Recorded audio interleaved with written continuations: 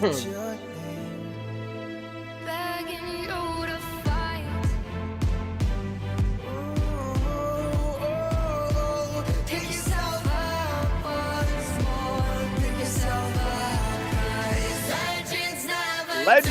never die. All right. Hey, good morning, everybody. I hope everybody's doing well this morning. Let me know. Wait a second. What's going on here? Got screens popping up. Where are we? We are somewhere. There we are. Good morning. Hey, give me a thumbs up if you can hear me. Cool. Great. All right. So, conversation today is about confidence. And let me ask you a question. Just curious. I'm going to show you a video here in just a second. How long do you think, how long do you think it would take to talk somebody into committing murder? How long do you think that would take? You can type it in, you can speak it out.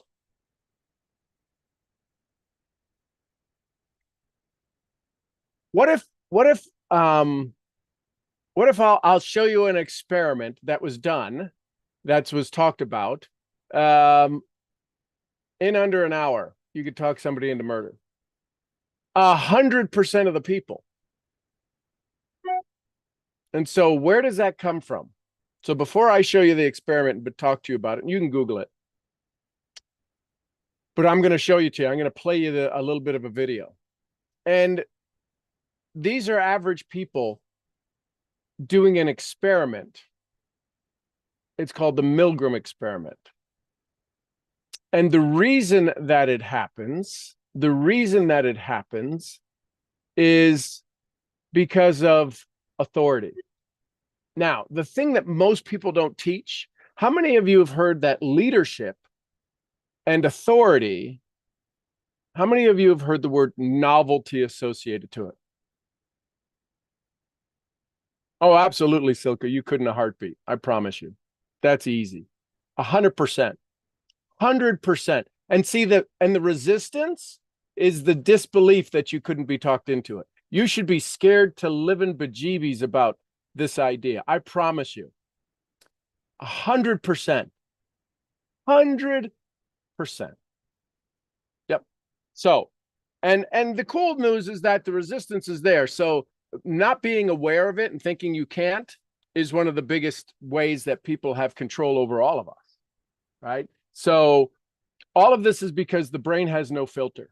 The brain has no firewall. You want to know how I know a lot of you are willing to kill something?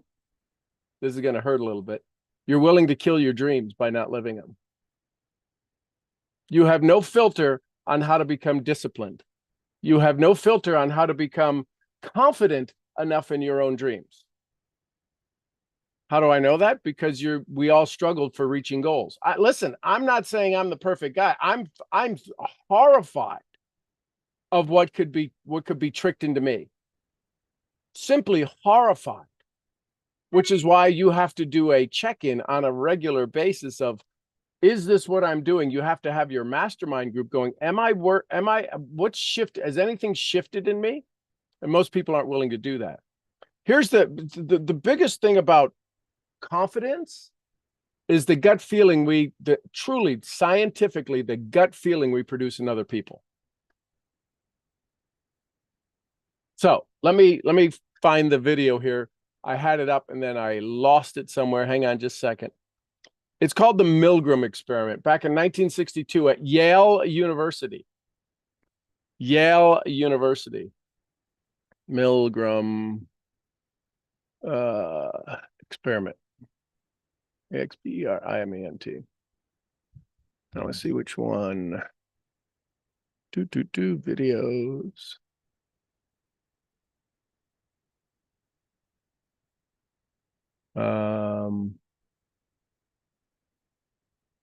Which one do I want to pick? We'll do this one. So watch on YouTube. We'll get through the ad here. So it's quite amazing what's happened here. So as you watch this, what this is there was an ad that was put out by Yale that said, come and be part of an experiment. And one of the things is this idea of novelty. So I want you to pay attention to, I just want you to start to think about novelty in this scenario. So let me make this like that. Let me share screen. And the thing is that most people, desktop, no, let's do this here. Here we go. Share sound, got to click that button. And when this starts to play, let me know if you can hear it. Hold on, it'll play here in 3, 2, 1. Into committing heinous acts upon another. Okay. And could you be convinced to potentially injure or kill someone else? I'm not talking about self-defense or during war on the battlefield, but someone you have never met before and have had no interaction with previously. How can perfectly normal people commit genocide? Like what we saw in the 1930s and 1940s in Europe, or even in Cambodia in the 1970s, amongst other events. What causes people to be active participants in crimes against humanity? If we take Germany in the 1930s as an example, what caused a large part of a modern country to be willing in crimes against people that have been their neighbours and community members for years? It is a really fascinating thought experiment, as when you think to yourself, I could never do something like this, or even this. But what would it actually take for you to pull a trigger, push a button, or pull a lever? Well, this is where a psychologist set out to see what would be the minimum amount of suggestion for a regular person to administer a potentially deadly electric shock to someone they have never met before. The simple but effective study would be known by the inventor's name, the Milgram experiment. The actual experiment would not result in any physical pain, but extreme stress and inflicted insight to the participants. And this would create controversy with the study. As such, I'm going to rate it here 5 on my ethics scale. This is mainly due to it being a fascinating dive into our hardwired ability to obey an authority figure, even to the point of murder. Welcome to the dark side of science.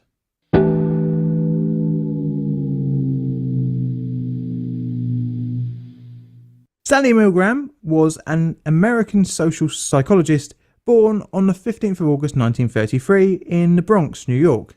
His parents were Jewish and had fled Romania and Hungary during the First World War. His background and family ties to Europe would have an important effect on his later studies into social psychology, as word came back to the Milgram family during the late 30s and 40s of the atrocities inflicted by the Nazi regime. Although in relative safety in the USA, many of Stanley's family members were directly affected by the Holocaust. After the war, some surviving members of the family came to stay whilst finding a new life in the US.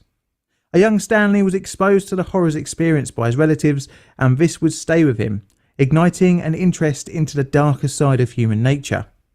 In 1954, Milgram received his bachelor's degree in political science from Queens College in New York.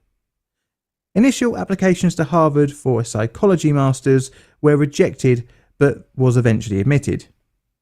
The initial setbacks were due to Milgram not taking any undergraduate courses in psychology at Queen's College. In 1961, Milgram received a PhD in social psychology. He became an assistant professor at Yale around the same time. Later on, he served as an assistant professor in the Department of Social Relations at Harvard from 1963 to 1966. And this brings us very quickly onto his obedience study, more commonly known as the Milgram experiment. So pay attention. One of the things that was called an obedience study about being able to mass hypnotize or mass control a community or a country. Stanley's experience of relatives going through the Holocaust, coupled with the arrest and trial of Adolf Eichmann in 1961, sparked an interest into finding out what could make seemingly average people take part in atrocities. Eichmann organised the logistics of the deportation of Jews during the Holocaust. He made deportation plans down to the last detail. Working with other German agencies, he also determined how the property of deported Jews would be seized. What was interesting about the trial was that he claimed he had not dictated policy, but only carried it out, and that he was merely a cog in the machinery of destruction. Essentially, the "I was only following orders" defence. This highlights the question, that is following an order enough to convince someone to do something so heinous? Milgram would later say in 1974, when explaining the experiment, could it be that Eichmann and his million accomplices in the Holocaust were just following orders? Could we call them all accomplices? The experiment was pretty simple and would make use of three people: the experimenter, who was in charge of the session, the teacher, a volunteer for a single session, and a learner. Both the teacher and learner would arrive for the session together, and they would draw straws as to who would take each role. Participants were sourced via a newspaper ad saying, "We will pay you for 1 hour of your time in a study of memory." The teacher and learner, after finding out their roles, were taken into a room where the learner was strapped into what appeared to be an electric chair, and electrode paste was applied to the learner's wrist to prevent blistering and burns. The teacher would hear this being explained and see this happen. The experimenter, who was dressed in a lab coat in order to appear to have more authority, told the participants that restraints was to ensure that the learner would not escape. The teacher was allowed to experience a sample electric shock similar to what the learner would feel. So they gave the person who's the participant, right? The teacher and the learner were all part of this. The teacher is the one who is the participant who is going to administer the shocks. So they gave them a little shock so they could feel what it feels like, so that they believed it was to be real, just a little sample of it. Before beginning the experiment, the volunteers were informed that they would be paid regardless of the outcome, thus removing any financial incentive to any results. The teacher was led into another room where they could not see the learner but could hear them, and the experiment would begin. The teacher was then given a list of word pairs that he was to teach the learner. The teacher would then read the first word of each pair and read 4 possible answers. The learner would press a button to show his answer. If incorrect, the teacher was meant to administer a shock to the learner. If correct, the teacher would read the next pair of words. Each subsequent incorrect answer would mean the teacher had to increase the voltage in 15-volt increments. They were also instructed to announce the voltage before shocking the learner. Side note, 250 volts will kill a human being. Got to have the right amps, but let's just say they had the right amperage. 200. So the experiment goes to 450 volts. So we'll just continue. Pretty cruel, you might think, but there was only one actual volunteer in each test, the teacher. So the experimenter and the learner were all part of the gang, right? You get that. The only one that was the new person was the teacher, the person pushing the buttons. They were in on it. They were in on it. When this happened, this person was never hooked up to electrodes. Nobody ever got hurt. But they didn't know that. They experienced the shock. They saw them get hooked up to it. And now when they hit the button, whenever they hit the button and shock them and raise it up, this person would respond accordingly as the pain increased. Does that make sense? So you understand the experiment. Okay. Who, unbeknownst to them, was the real test subject.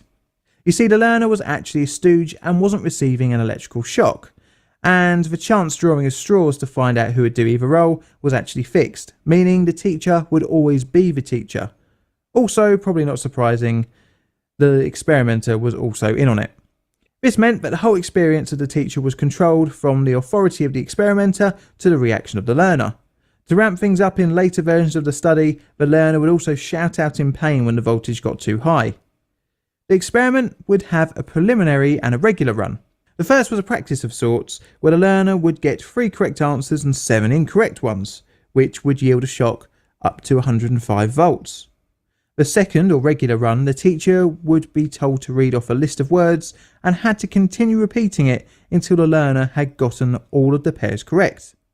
The volt dial ranged from 15 to 450 volts, and to add further explanation for the teacher was labelled slight shock to danger severe shock. Above 300 volts, the learner would kick on the wall.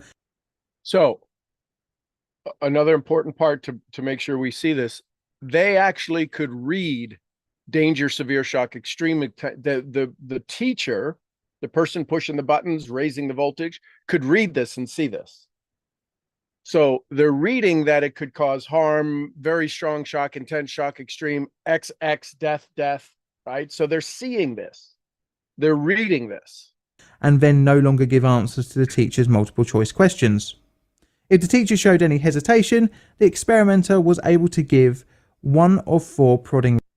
This is important. So we talk about scripts all the time. I need a script. I need a script. I need a script.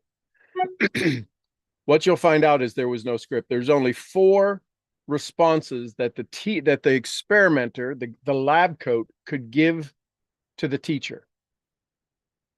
And I don't know if they're going to give the 4 of them here. Responses in sequence.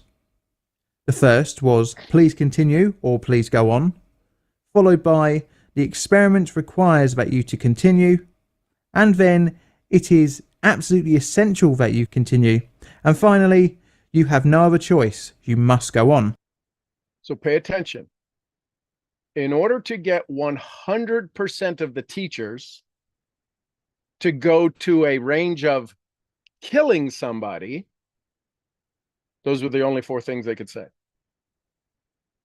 What you'll find out is that, just type in the chat or say it out loud, what percentage of the people who were in the experiment went to the full 450 volts? If you had to guess. What percentage do you think went to the full 450 volts? 100. It's good to know that humanity exists. Only 67% went to the full distance. Good. Right? So some humanity exists, but here's the thing, 100% went to 250. Now, we'll explain why this happens, how this kinds of confidence could happen from 4 statements. That makes sense? Novelty is the key. Novelty is the key. So let's continue. The experimenter could only progress to the next prod if the teacher refused. If all 4 responses were reached, then the experiment would end. If not, it would continue all the way up to 450 volts. If the teacher asked any specific questions, the experimenter could reply. For example, will the shock leave any permanent damage? The experimenter could then reply with, although shocks can be extremely painful, they cause no permanent damage. After the experiment, an interview would be undertaken, and a question, how painful do you think the last few shocks you administered were? The teachers were instructed to indicate their answer on a scale between 1 to 14. After which the teacher was reintroduced to the learner and the experiment was fully explained. The experiments began in July 1961 at Yale University, and 40 subjects would volunteer through this newspaper advert. And the results would surprise all predictions. Hi, I'm Joe Delaney. Today we're going to talk about what's the fastest way to get to a 10% body fat and still look and feel okay. The 40 men were from a cross-section in society from various different age and career groups, ranging from 20 to 50.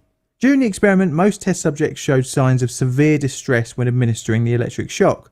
They were observed sweating, trembling, stuttering, biting their lips, groaning, and digging their fingernails into their own skin. That's the teacher. That's not the one getting shocked. This is the one administering the shocks. That's the neuroencoding that takes place. They were stressing, they were sweating, they were biting their nails, digging their fingernails into themselves. Why? What's causing all of this? They know there's a gut feel, there's something they know is possibly not right, correct? So this is the body resisting it, yet the mind overrides it because of novelty. Important to know that novelty is the key here. The discomfort seen shown that the subjects were aware of the pain the learner was experiencing. Pre-experiment, it was expected that only a small amount of the subjects would administer the high voltage shock, between 1 and 3%, but this prediction would be way off. Of the 40 subjects, all reached 300 volts, at which all reached 300 volts. All reached 300 volts. 250 is enough to kill you. The learner would bang on the wall and stop giving answers. Only 5 refused to go beyond this point. 4 more went on to shock the learner one more time and then also refuse.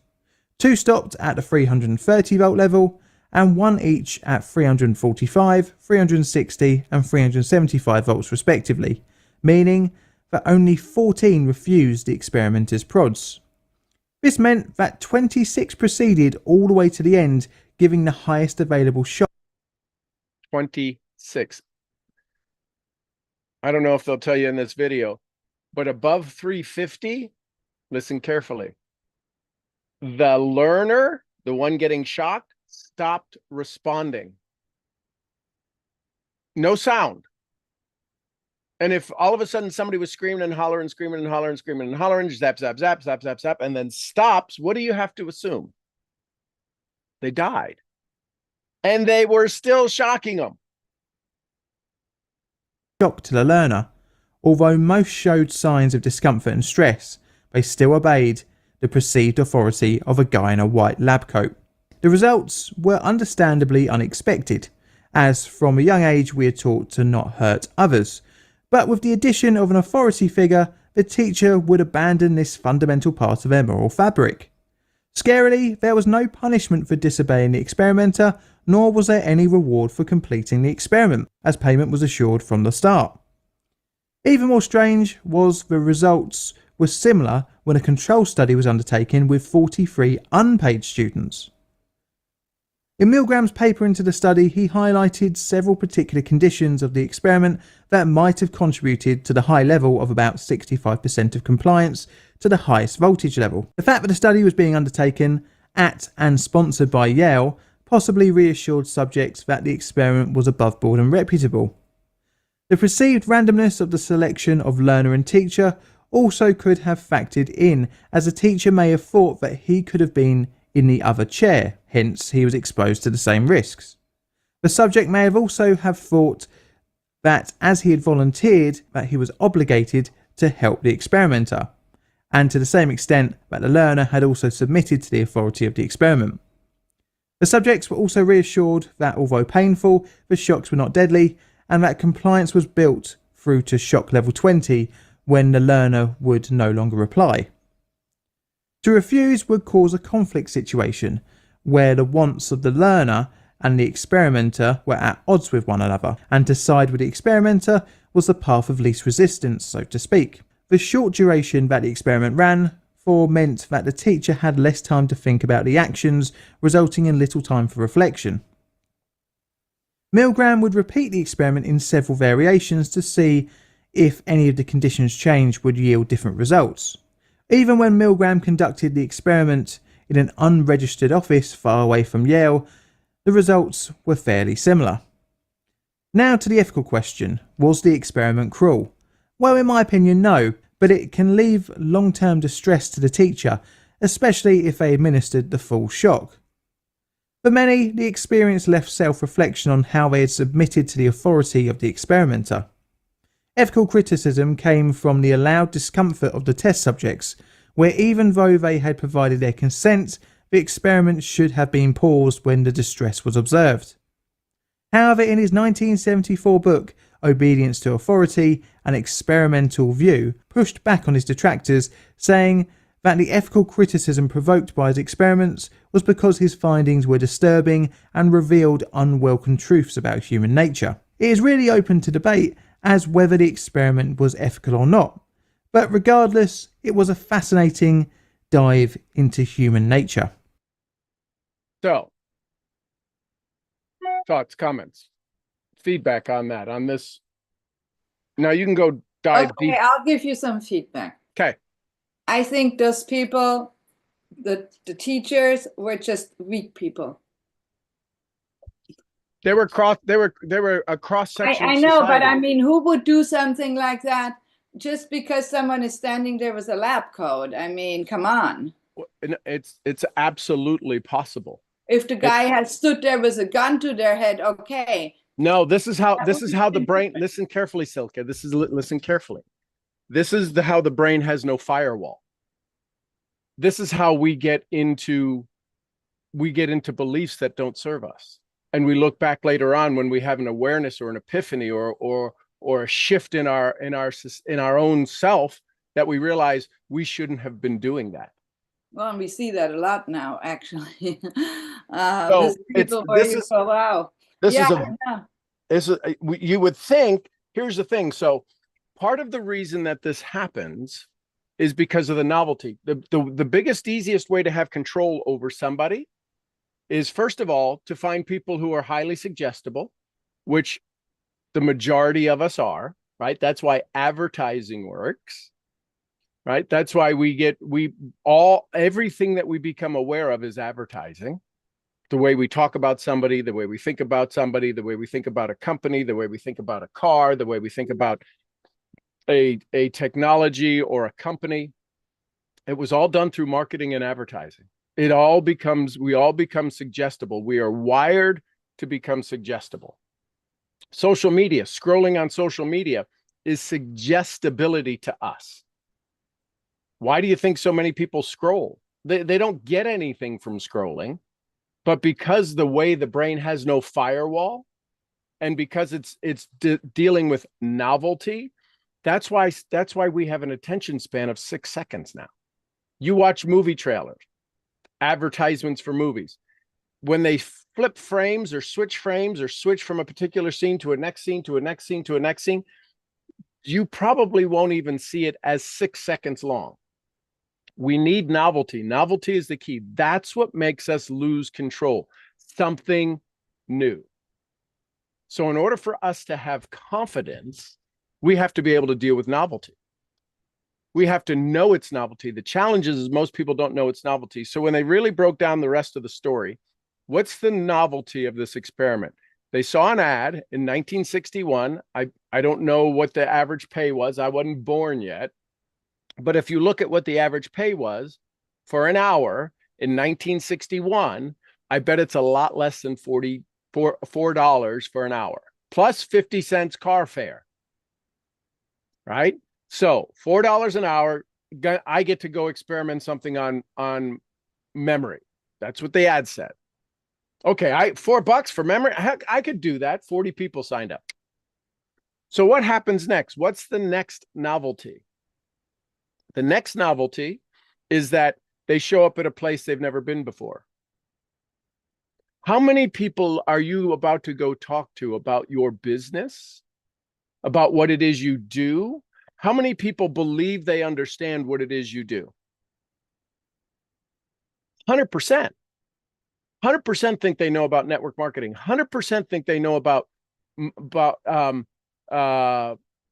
getting well, about how to stay healthy, right? Very few people say, well, I've never heard of network marketing. Okay, so now when you start to tell them about it, they now build a perception, and the perception will either be it's a positive novelty or a negative novelty. How that gets transmitted is based upon our own authority, which is our confidence. Now, the biggest challenge with confidence is discipline. Here's why. How many people do you know when they want to exude confidence, right? They can put on good clothes.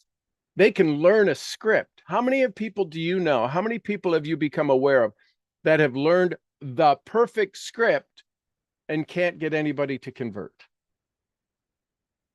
It's because there's this innate mammalian brain, right? You've heard of the mammalian brain. This is the alligator brain. This is way back here. This is wired into you. This is your gut feelings. This is what your amygdala triggers, is your mammalian brain. When your mammalian brain goes, something's off here, your amygdala gets fired. And one question could trigger the mammalian brain. And the mammalian brain is the one that's the fight, flight, or freeze, right? And the challenge is that for us to create, to exude leadership, to exude confidence, we have to have some things in place. One of them is our environment. Are you okay with your environment? How do you handle your environment? And when I mean environment, it could be at home, it could be outside. Do you get easily offended? Are you easily polarized in your environment? That doesn't exude confidence. And confidence comes where, if I were to take you back 1,000 years, could you lead a tribe? Would people follow you without you saying any words? Without you having any dialogue? We talk about confidence and we say, well, you gotta have good posture. Write this down. Symptoms versus cause. Symptoms versus cause. Too many people are studying symptoms. You go on to LinkedIn. You go on to LinkedIn today and you say, what are the 15 qualities of a good salesperson? Throw them out. What do you think? I mean, just let's role play here. Let's just have some fun. What's some qualities of a good salesperson? What do you think? Nice appearance. Nice appearance. That's a symptom. That's not a cause. But we Confident. study symptoms. Handshake, good handshake. Firm. How many of you know good firm handshake? That's a symptom, not a cause. Nice appearance, looks well, neat hair, good language, good posture. Those are symptoms, not causes. The symptom of a good handshake is the cause of being a good salesperson.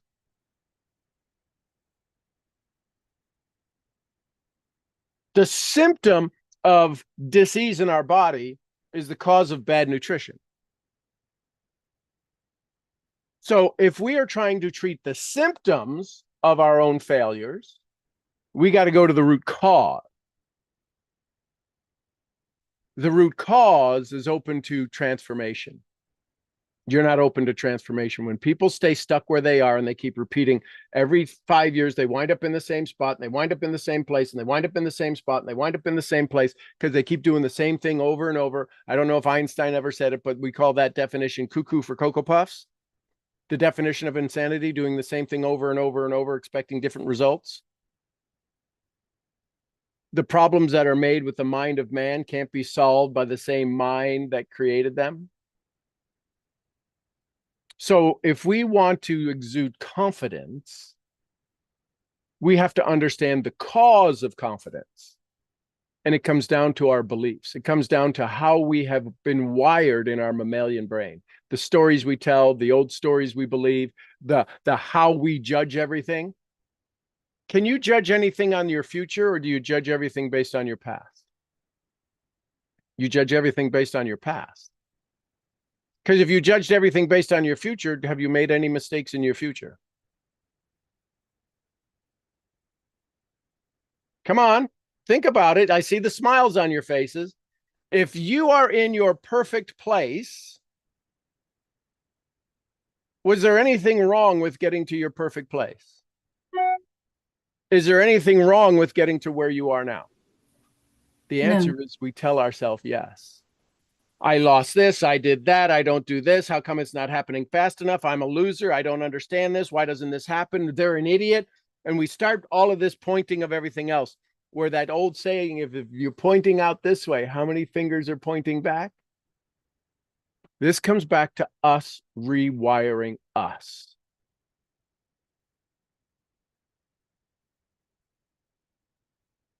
So 5 things that give us a gut feeling in somebody else. 5 things that produce a gut feeling in somebody else.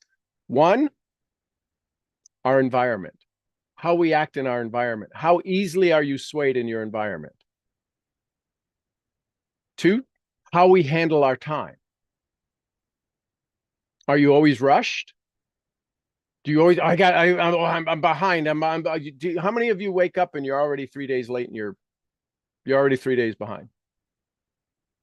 Not a good idea, not a good vibration to put out. Because then what happens is when you sit across from somebody, and again, ladies, guys, we don't have this we're not wired as sensitively as women are. And I say this sensitivity is not about you being a kind, gentle person, although you are much kinder and gentle than us. We're the fight and fix and everything else. What I'm talking about is the sensitivity, your ability to highly recognize a confluence of emotions. When somebody says something and they act different, listen, I've owned restaurants, and I've been around a pack of women who didn't particularly believe in somebody. I'll just say, yes, it was a pack. It turned into a set of wolves. How unbelievably uniquely the conversation could lead to just sheer bewilderment on my part. In other words, boy, they could turn into a group of witches on sticks in a heartbeat. And it's a defense mechanism. Listen, last time I checked, the majority of women aren't as strong as an individual as they are as a group. So this pack of wolves shows up, this herd. That's why there's always cliques. There might be the clique of the football guys, but there's not just this general clique of you got to be in the in crowd. I was never in the in crowd, just FYI. I mean, you probably already knew that, but I was never in any of the in crowds. I just wasn't. So this idea of confidence comes from your ability to transfer a gut feeling of you have control over your environment. You are the Joe Dispenza. Your personal reality makes up your personal reality, or your personality makes up your personal reality, or do you let the personal reality make up your personality? That's why one person could be sitting at an event and go, this is stupid. And the other person goes, this is the greatest thing I've ever been to. It's their personality. How is your personality being created? Is it from the inside out or from the outside in? How about your social skills? How about your social skills? That's number 4 in the 5 qualities. So environment, time, appearance, social skills, and financial life. Now, authority comes from being able to exude novelty and discipline. Let me explain the discipline part. This isn't about you waking up at 5 o'clock or you sitting at your desk and doing 7 hours of work. This isn't about the strategy of discipline. This is about the essence of discipline. What do I mean by that? If you go out and put on a suit and you're going to a party and you put on a suit and you put on good clothes, whether it be a suit, but you look good. You leave the house and you head off to the party. Here's the discipline. If you've got piles of laundry at home and your place is just an absolute rat's nest, the discipline of your own body's ability to believe the clothes you've put on, you don't have the discipline to believe that the clothes have changed anything about you. You look good. You ever see anybody, man, they look good. But there's just something off. Network marketing brings that out in a lot of people, especially uplines, who are people who they've got a whole bunch of people, but they're broke as broke. Listen, I was on the executive side. I've been on the consulting side for the last 2 decades, not quite 2 decades, decade and a half. I was on the executive side, and global leaders who needed bridge loans because they were broke, but nobody knew it. But the reason they became broke is because people started to see that their symptoms of success weren't true symptoms, weren't true realities of their success. They were symptoms of a belief that didn't exist. There's just something off about them. It is the perfect petri dish to understand humanity. That's why I love network marketing. It is a petri dish of humanity, of watching how people are so highly sensitive. You know the petri dish when they take it and they wipe the little Q-tip with whatever the drug, and you're like, they can't be doing anything. And then all of a sudden, 3 days later, they put it in the incubator, and 3 days later, there's all of this. Oh my gosh. Network marketing is this incubator that puts people under such a intense microscope of humanity. That's why everybody has to find fault with it.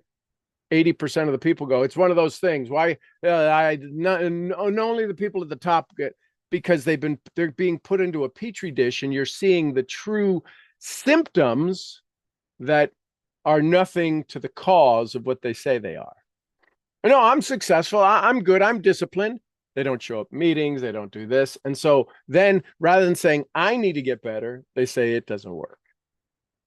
Starting to understand the humanity of this. It's simply a petri dish of intense personal awareness. And the reason that some people succeed is the Wallace D. Wattles method, right? Even blockheads can get rich, and some rich people get rich. And some people who are spendthrifts get rich, and some people who save never get rich. It's not about doing certain things. This is what Wattles talked about in early 1900s, is about doing things in a certain way. So what's novelty? Novelty is asking somebody something or putting somebody in a situation they've never been before. When people show up to meet you, so let me give you some suggestions on how to create confidence. Now, I'm going to give you the symptoms. You have to wire them into you so that they become the cause. Does that make sense? And we'll go over some Q&A here in just a minute. The symptoms create novelty. What is novel? What is new and unique about your business model? What is new and unique about your business, just your business model? Because that's the uniqueness that would allow somebody to engage in a dialogue of something they've never had before. One of the things that I do is I ask the 3 questions. Nobody is asking the 3 questions. There's not one person in 2 decades, 2+ decades of network marketing, that is, when I've ever asked them the 3 questions, have they ever said, yeah, I get asked that before. I got answers to that. It's why they're so absolutely powerful. And the reason most people won't ask those 3 questions is because they're so new and different. They've never heard those questions to be asked before. Does that make sense? Nod your head if that makes sense. So novelty is why the way that I have a dialogue with somebody is a novel concept. It's novelty in every part of the conversation. No one teaches novelty. They teach script. They say, go for no, because they don't understand novelty. They just say, if you throw enough crap up against the wall, something's going to stick eventually. Listen, it's true. It is true. It's not a novel concept. It's true, though. It will work. Listen, there's 7 billion people. How many of you have heard that? There's 7 billion people on the planet. All you need is 3 to make the comp plan work. Oh, well, that's exciting. That's encouraging. So how do you create novelty? What I'm going to do is we're going to have a little Q&A here, and I want you to think about your particular scenario and what might be novel about it. And let's figure out how to create a novel environment for you to have a conversation, because the brain looks for 2 things. Who remembers what the brain looks for? 2 things, primary 2 things. First one is what? Is it going to kill me? Number 1, stop right there. Can you imagine that every time you open your mouth, somebody's filter is this going to kill me? Imagine if every time you open your mouth, I'm talking right now, and you guys are going to say, is this going to kill me? So what's the belief? What's the belief you have with me? What's the confidence you have in me that if when I open my mouth, when I say things to you, how many of you believe it's going to kill you? Where did the transition happen? At what point? Because in the beginning, in the beginning, though, because of what I say is so not in any realm, is not in a particular scenario, I heard this and it was totally different. I've never heard anybody talk about this stuff. At some point, there's people who heard me and say, I've never heard this before, and they don't show back up. Why? Because it's contrary and it's causing them to think outside of their own programming. And what do we know about thinking? 1% think, 2% think they think. The other 97% would rather die than think. So when we have a conversation and you cause people to think, the question is how fast are you causing them to think against their own beliefs, their own cores, their own values? And that's where people get defensive. That's where people get upset. So number one, will this kill me? Second thing, what's this number two? The pattern. Yeah. How fast could I recognize a pattern? Number one, will this kill me? Number two, I need to recognize the pattern. Here's why. The brain consumes 20% of your body's resources. 20% of everything you eat, everything you drink, everything you do this, 20% of it goes into your brain. So if you are dehydrated, if your body's dehydrated, if your lips are a little dry and you're like, oh man, I'm thirsty. Your brain is 20% more thirsty than your body. Do you realize that?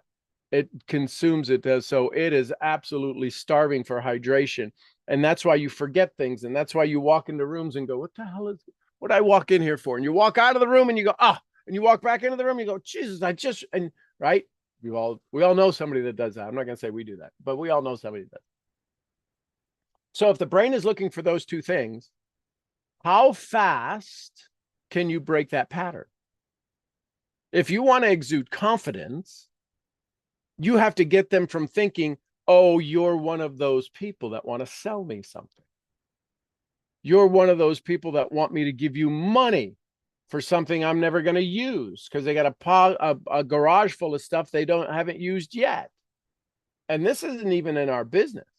How many of you have ever bought something from Amazon or dare I say this? Okay, let me say it this way. Ladies, how many of you know a lady who has a pair of shoes that still has a sticker on it? You know somebody, not that you'd ever do that, or a bag or a purse or a blouse still sitting in the thing. Again, it says TJ Maxx on it. And you're like, one day I'm going to wear that. How many of us have ever gone to a garage sale and bought something going, oh, but it was so cheap. So here's my point. If novelty is key, I want you to understand this idea of how do you become this new shiny object that somebody wants to pay attention to. Why do you think that we call it the shiny object syndrome? That's a novelty syndrome. We're drawn to new. We're drawn to novelty. We're drawn to some. Why do you think they keep selling the same ridiculous personal development programs and nobody's developing? Think and Grow Rich has been a #1 bestseller for eons. Why isn't anybody thinking and growing rich? Because they're going to have to actually do the work. The DIY method doesn't work for 98% of the population. So we think somebody will teach us. If I buy the $49 program that's valued at $1,500, listen, I've done it. I've sold all of my programs, $2,800 at the time for $400. I had a dozen people write me a check for $400, and all I did was send them links. And listen, it's mean. I did it once. I don't know that I'll do it again. Why? Because it's just not, to me, it's not fair. I have a weird set of ethics. So on with this idea of confidence. So confidence. What is the cause that makes you have better posture? Heather, what would be the cause that makes you have better posture? What was the cause that made you get in the car for 2 days? What was the cause? Not the result, not the symptom. of I wanted to be on there, I wanted to be better? What was the cause? My internet was out. Okay, but that still wasn't the cause. That was a symptom that made you get your butt in a car, Okay. right? Think about it. Why does somebody A- show up at your house? A desire for wellness, That's a a desire symptom. to change, Okay, but what's the cause for the desire to change? an illness. Okay, but what was the cause of the illness? Well, sometimes it's a pathogen, sometimes it's lifestyle. Okay, so the causes I don't know. I can't fix it on my own. Isn't that the cause? I guess it is. I can't fix this on my own. I've tried. And listen. And when I say I can't fix it on my own, I've been to 15 different specialists. Why did they leave specialist number 1? They didn't get their answer. They didn't get their answer, weren't happy with the results. So you just said it. So what's the cause? Happiness. They're not happy.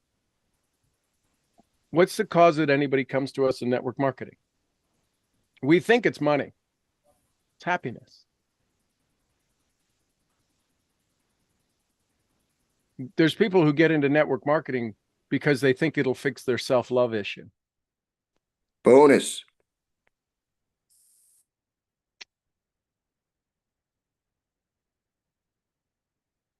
They come to you, Heather, because they're like, nobody else has fixed my love for me. I want to be loved. Which is why I always ask the question, so what's this going to do for you? This is the visualization. This is playing it out 7 levels deep. We want to exude confidence. We have to exude the confidence that they are capable, that you are capable of helping them fall back in love with themselves. Which is why I've had you ask the question, so who's going to be jealous when you get healthy? What? Isn't that a novel question? Who's been ever asked that? We can't even ask it sometimes. So who's going to be jealous when you become rich? What? No one. Well, that's a lie. That's what we're afraid of somebody seeing us. Oh, well, you've changed.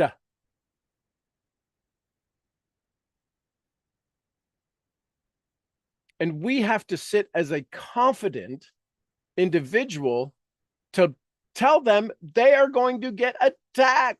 How many times have I came here and said, this is going to be easy. This is going to be easy. This is going to be like falling off a log. What happens if you fall off a log? You get wet or you get hurt. You fall on the log. There ain't no fun about falling off a log. I don't know why we use that as an expression. I think because it's so easy. So the key in confidence is letting them know, hey, listen, you're about to come into some bumps. Is it okay if I help you through it? Oh my gosh, yes, I've hit the bumps before and nobody's been willing to help me through it.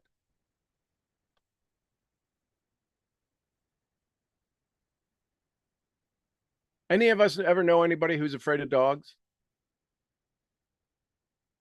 Isn't it funny how they could be afraid of dogs? And you know dang well your dog is not an unfriendly dog. Your dog wants to love and lick and go snuggle and everything else. They're like, but any dog they are fearful of because they have built in this thing that any dog is a problem. Could you imagine, is it possible that every time somebody comes to you to ask you for your help, they're saying, help me not be afraid of dogs? That could be, help me be rich. Help me not be poor. Help me not be sick. Help me not be lonely. Help me not be outside of a community. Help me not have empty nest syndrome. Help me not. They're saying, help me with my biggest fear. Isn't that why they're coming to you? Selka posted in one of her groups, what's been your biggest fear? What do you think the biggest challenges people have with travel? There was a pretty consistent flow of pain around travel. If you were to post a thing, what do you think people's biggest argument against network marketing is? There's your list of sales. There's your novelty questions. What if this was no longer true? What if that was no longer true? Heather, you might put up, what do you think people's biggest fear is with holistic practitioners? Oh, I'm going to have to eat the microbiotic diet. I'm going to have to eat roots and dirt and lick tree limbs. What?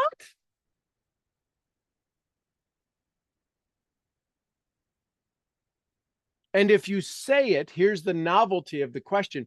What do you think other people, never put them in the boat, put them on the land looking at people struggling in the boat. What do you think other people's biggest fears are with network marketing? They can't give you other people's fears. They can give you only their own that match other people's. What do you think people's biggest fears are with getting well? The reason these questions work is because they're novel questions. You need to come up with things that people have never been asked before, which I was doing before I knew the word novelty. I didn't know the word novelty. I'm one of those idiot savants. I don't know what any of this is called. I just know it works because I practiced enough of what didn't work. So you want to exude confidence? Access novelty, period, first and foremost. Because if somebody needs to see confidence in you, they need to see you say something different than, will this kill me? Or how fast could I recognize a pattern? If you are speaking in patterns, you're no different than anybody else. That make sense? So what's novel about your business? What's novel about your service? What's novel about you? Which is why we have to tell our story. Brené Brown talks about understanding somebody's why. And we have no permission, zero permission to ask somebody their why. What's the first thing we do in network marketing? Tell me your why. Your why must make you cry. And in doing that, we force somebody to tell us a why that doesn't allow you to be novel. Once again, they're being told they're not doing their main thing in life. And why would their why make them cry? Because we have made them feel so bad that they're not doing it, that I'm going to be the one to do it. I promise you, it's not the first time they cried over their why. That's what most nights are for. They cry themselves to sleep. I don't know what I'm doing. I just can't do this. And then they wake up. Well, how do you think that makes them wake up in the morning? Are they excited to listen to you tell them about the 17 ways to make $18 million in a company that's a year old? Probably not. So novelty. Confidence comes from novelty and your ability to present it as a cause, not a symptom.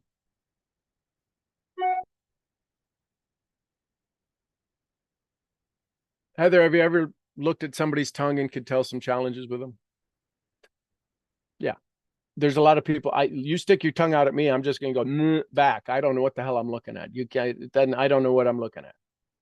That doesn't, show me your tongue. Okay, well, you got this, you got that. And let me look back there. Oh yeah, you got what the, it's my tongue. You can look at people's fingernails, right? And you can tell a lot about their fingernails. You can tell a lot about their body, right? You look at their skin. There's all of these indications. Why do you think the cosmetic industry is so big? They're trying to hide their age. Right? We do things to our body, facelifts and tuck lifts and booty builds and boob bigs and boob smalls and all of these things. We want to shift our identity so that we can maintain a personality that wasn't originally there. It still doesn't, listen, you can go become an amazing, gorgeous looking human being in the eyes of a particular community and still be a jackroll. Because it's not the words you say, it's who you are. And that's what I hopefully work on with personal undevelopment, is help you find that one core vision of you, of who you are, not who everybody has told you you're supposed to be. And the sheer fear of you becoming you and not what they said you are and not what they said you are is getting to the cause of who you are. Right? What do they say? The two greatest days in your life is the day you were born and the day you find out why. I'm working. I listen, I had nothing to do with day one, but maybe I can help with day two. So, questions, comments, thoughts?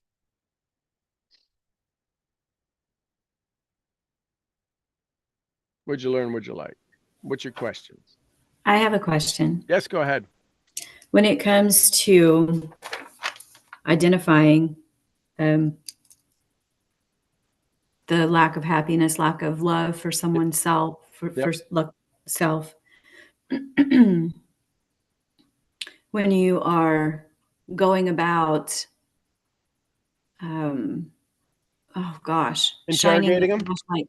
I'm sorry? Interrogating them?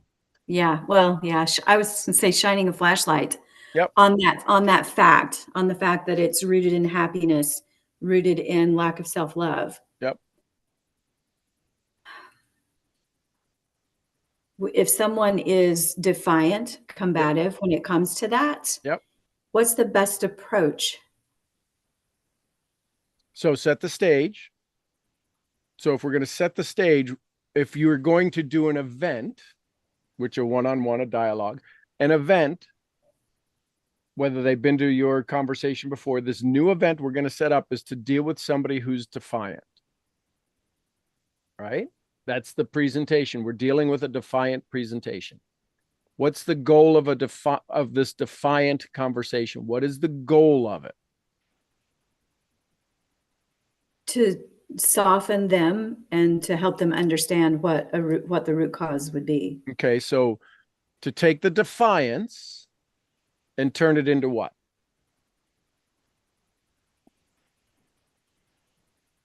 And this is neural programming. This is creating new neural genesis in your brain. So we want to go from defiant to what? Cooperative, understanding. Acceptance? Absolutely. Okay, so from not wanting to wanting. Right? Yes. So if they don't want it, what's the first question we would ask them? Typically, it would be why. Well, what do you want? What is it that you want? Is your current situation serving you the best? See, we have to figure out, we're GPSing them. We have to give them their own GPS tracker. But in order for their GPS to work, we have to establish what? Where they currently A starting point, an origin point. So what would be a question that you would ask them? How long have you been in this situation? How long have you been suffering from this condition? This is new. That's not that we can ask a better question because they listen. This is a new. I don't know. I've never felt like this before. See, they get to dodge the bullet. Okay. What have you already done? No, I've done everything. I don't think what you're going to do is going to work. That's not that's not establishing their starting point. Those are all symptoms of their starting point. Scale of 1 to 10, how healthy do you think you are? My goal is to get you to a 10, but you got to tell me where you are and I can tell you whether I can help. Okay. Very basic fundamentals. Scale of 1 to 10, where do you think you're at? Where do you think you're at compared to people? Now, here's where we take the burden off of us. On a scale of 1 to 10, where do you think you are based on your compadres? People who are 60 years old, are you better, worse? If they're married, if I were to ask your spouse, how healthy do you think would they say they think you are?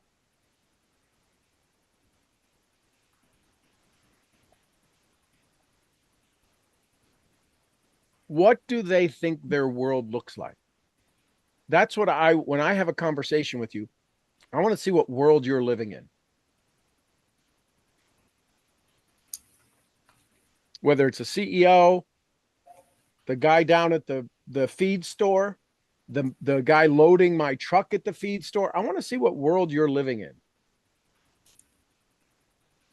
Why do I want to do that? Because I want to match their world when I show up. When I talk to the owner of the feed store, there's a different energy that matches his versus the world that I live in when I speak to Javier, and I match his energy. Which is why Javier thinks I'm like the greatest slice of bread who speaks the crappiest Spanish on the planet. And he laughs and loves it. Hola, amigo. Hola, mi jefe. And we laugh and we talk about little things. I shake his hand. That's not a good salesman. That's because those are symptoms of me being, for me, my impression of being a good human.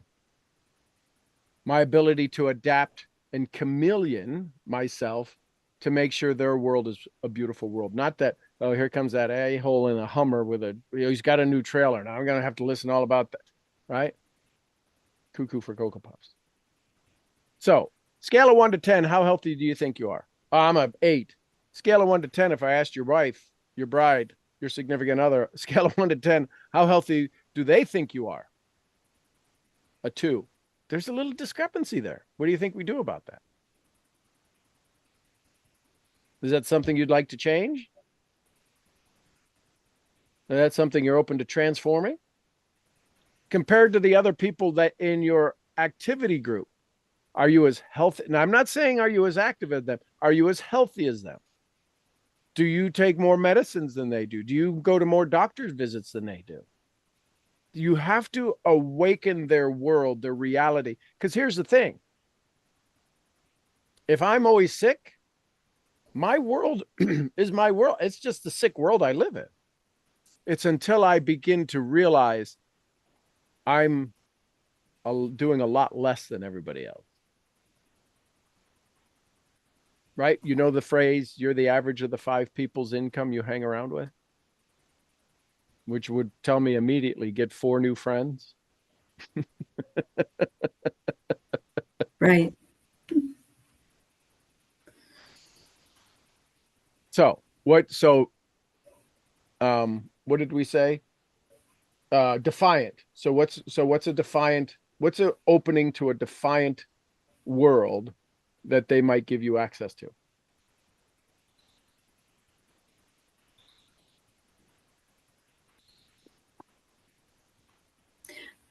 Can you rephrase the question, please? Sure. You're going to deal with now. Is this a more than average client you're dealing with, or is this a particular person you're thinking of? This is a particular couple I'm thinking of. Okay, great. So let me ask. So question is, so how long do you think defying your wellness is something you want to continue? Be blunt. This is where the confidence comes in. How much time do you want to waste convincing them?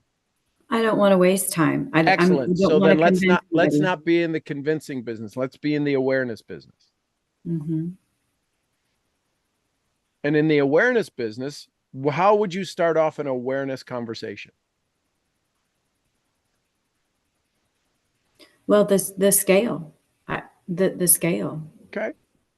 How would you establish your level of sheer confidence without being combative?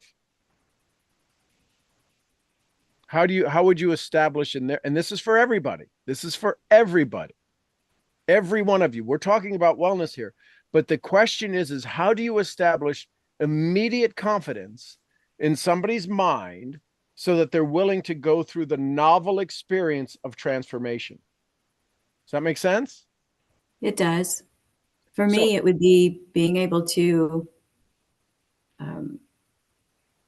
talk about other successes. Okay.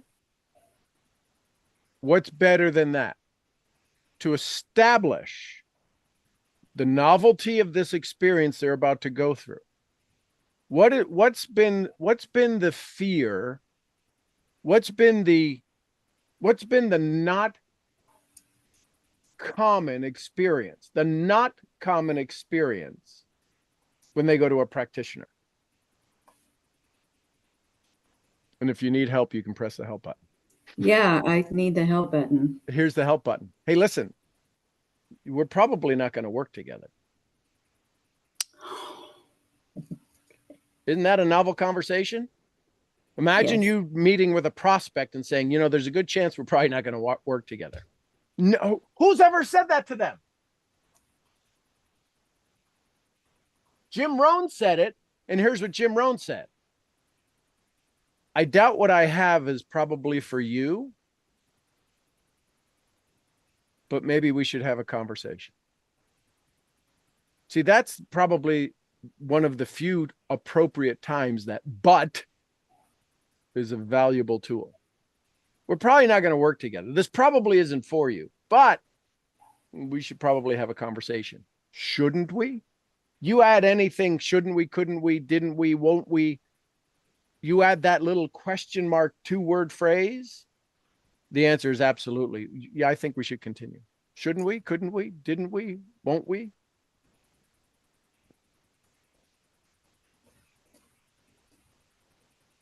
So, hey, Mr. and Mrs. Defiant, before we get started, listen, I in this little intake session, we call it an intake session. I'm going to ask some things. You're going to take in some information. I'm going to ask some things. I'm going to take in some information. At the end of it, there's a chance we might not work together. Now, I know you came here. There's a good chance we will, but there's also a chance we might not. Because if the level of defiance, that's what I call people who aren't willing to get well, defiant, wouldn't you call them that? If they're not willing to get well, then there's no reason for me to take your money or take your time. Time is more valuable than money. Yet if you would like healthier time, then the investment you make here, you'll see it back in your bodies. When's the last time you invested in your bodies and not just spent money? Oh, that's a beautiful question. I know. That's why I'm on this side of the screen. But isn't it the same thing? Haven't they invested in their bodies, but they were buying a practitioner, not their own practice? Yes. Yeah. So are you willing to be open to some wellness transformations that will give you more of what you want and less of what you don't? Because if the answer is no, anything else before can I make you a cup of coffee? Would you like a tea? Would you like a tea before we go? You have to have that level of confidence that I am not going to waste. I'm going to give you the opportunity, but your job is to see if they're open. The challenge is that they put you into a bracket of every other wellness practitioner. They put you into a bracket, every other network marketer, any other business side gig person, that they say, everything I've tried in the past, everybody I know who's tried it. And especially if I don't know anything about it, if somebody doesn't know anything about our side gig profession, what snowball chances in Hades do you think they have of believing it'll ever work? Especially if your level of confidence is in the crapper. Oh, how much money have you made? You mean like in my lifetime, all $80 worth?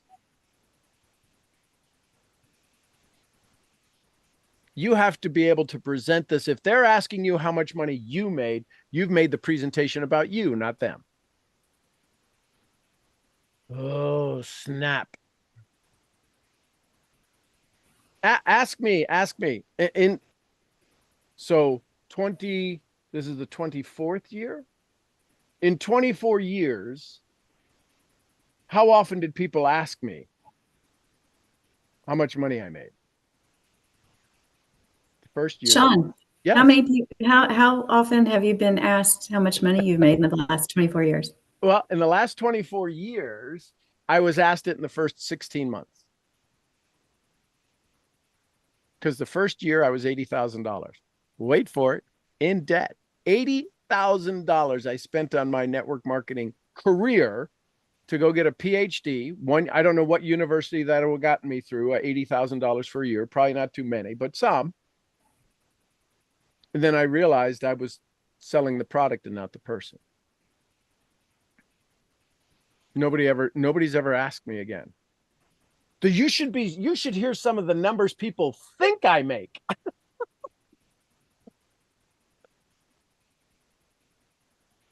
But nobody asks me. Why? Because I had the transition. I was the first year because I needed so much psychic income. I needed people to love. I was a family business for 20 years ago. I was 30. For 30 years, I was in a family business. How much recognition do you get in a family business? Especially when you're the baby. Zero. So I needed, when I could go to a meeting and do a presentation, I was in the business for 3 weeks doing presentations, and people would go, these are the best presentations ever, because I'm a trained salesperson for 30 years. I know how to do a presentation. Diamonds were saying, could you come do the presentation for me in Fort Lauderdale? Could you come do the presentation? Hours. None of it made me any money, but boy, I felt good.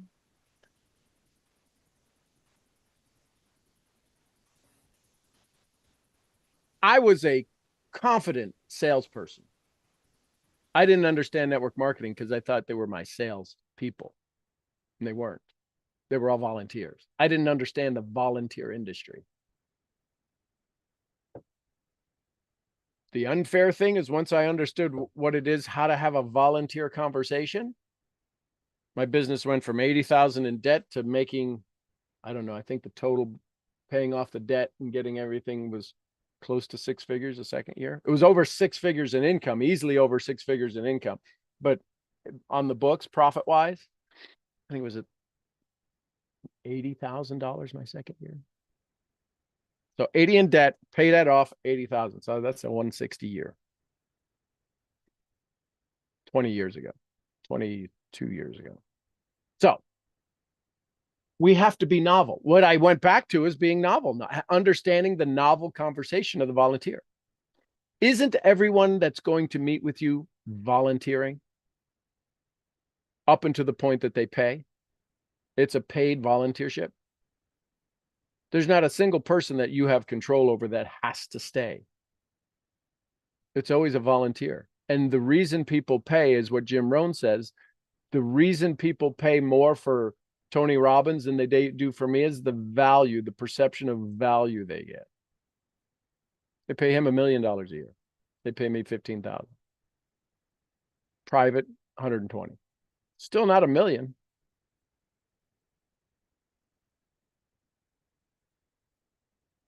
So, what's novel about your business? Heather, what's novel about your business? I love the shoulders. I love when the shoulders go. It's the turtle effect. The biggest novelty is going to be me. Yep. So what about location? Oh, that's definitely novel. Is it in a stuffy office? No. Is it one on many or one on one? One on one right now. Yeah. So one on one. So are you selling that? It is not a feature. No. So then why are you not selling the novel feature of, hey, listen, you get me in my home, which I've turned into a wellness clinic, a wellness sanctuary, which means what? In the flower bed outside, you may go to Walmart every week and buy some potted plants so you don't have to even bury and just water them. And you put some nice fresh plants there. Do you like flowers? Oh, of course. Okay, so then make sure when you go out to the store, you bring home flowers for you.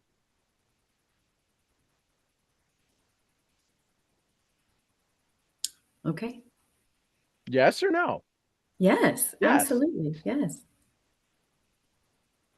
I would go get a blank canvas at Michael's or whatever the kind of craftsy store that you have. What's the other one that's the big one? Hobby Lobby. Hobby Lobby. Go get some blank canvases or a big canvas and put it on the wall and have people sign it when they come to the house. Oh, wow. That's what I do. I have you guys pick a tree.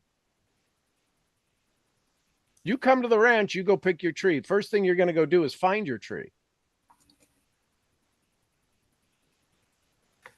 So I have people sign. Listen, in the house that got destroyed by the hurricanes, people would sign in my office. They would come into my home, and we would have some party or drinks or whatever. And I say, hey, listen, I need you to come down to my office. I need you to do something special for me. And they're like, what's this? And I'd have them sign the wall in my office. That house got destroyed. I no longer have that, because that was our forever home. That got destroyed by the hurricanes and made us homeless. 3 hurricanes right over the top of our house, 3 different times. 2004, Charlie, Francis, and Gene. Or Charlie, Gene, and Francis. A, B, C, D, E, F, G. No, Charlie, Francis, and Gene. Yeah. A, B, C, D, E, F, G. Yeah, that's the order they came in. Within a month. It was within a month, 3 hurricanes. Maybe it was 6 weeks. Homeless. And then insurance didn't pay for 3 years.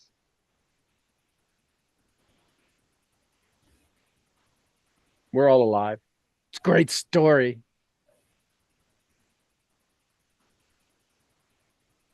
So what else is novel about your business?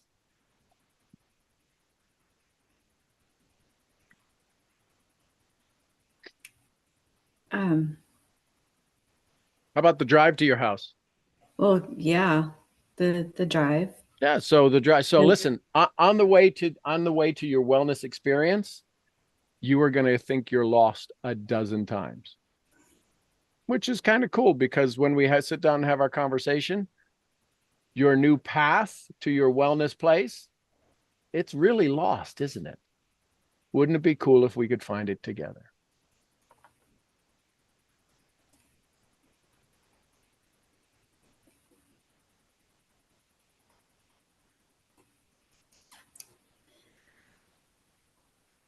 That's another beauty. Right? But these are the novel things that, listen, when you head to my house, it's not like going to your doctor's office. You are going to think you're lost 4 or 5 times. And then when you get to the end of the road, there's a gate and a driveway, and you're like, this can't be her driveway. This like goes into goes into the middle of nowhere. Yep, turn down that place, because much like your wellness, it's literally in the middle of nowhere, and we're going to find it together. Maybe we'll probably work together. You may not want to find your wellness. If you do, let's go have an intake session. Doesn't that sound different? It sounds so different. Doesn't it? Does it feel a little uncomfortable? It does now. It also feels, oh man, that takes away all the pressure on me. Absolutely. This is about being responsible to them, not for them. Not That for is them. one of the key confidence of being responsible to them. I'll give you all I got. Listen, if you can, here's what I find out. I don't know if we're going to be working together. Sounds like we might. If we don't, that machine back there in the right-hand corner, this thing that got these noble gas things in it, they look like I'm going to wipe you down with test tubes. You need to find somebody that has that. How many people in your area have that? One other. Okay. You need to go find anybody that has that. Now, are they in a doctor's office or not? No, not in a medical facility. But are they in like a building? Are Yeah. they in their home?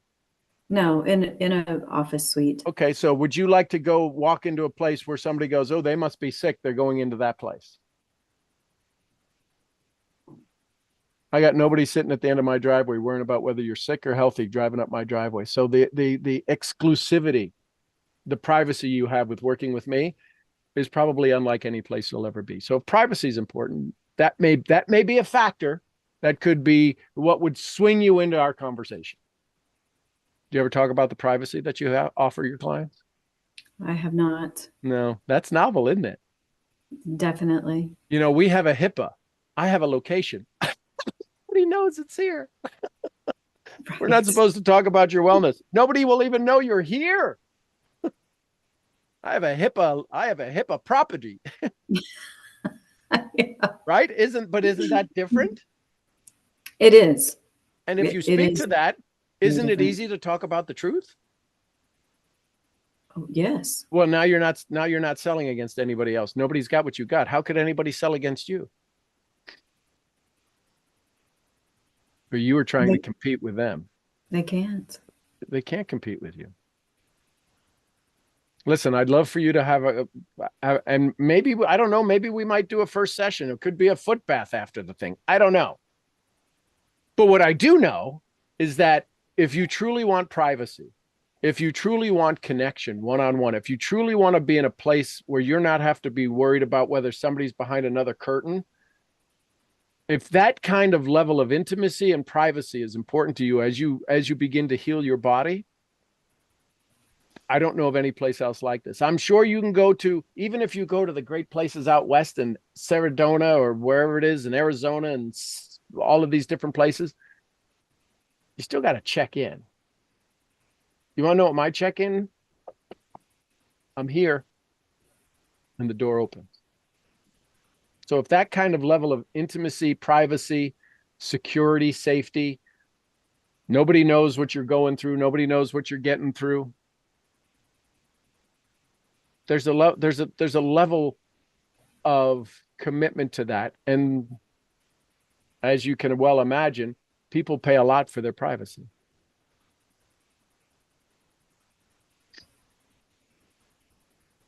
How many people did you pass on the road on the way in? And I can promise you, they were trying to get out, not get in. Right? Yeah. But now you're selling the privacy of the location. That's an exclusiveness. That's a novelty.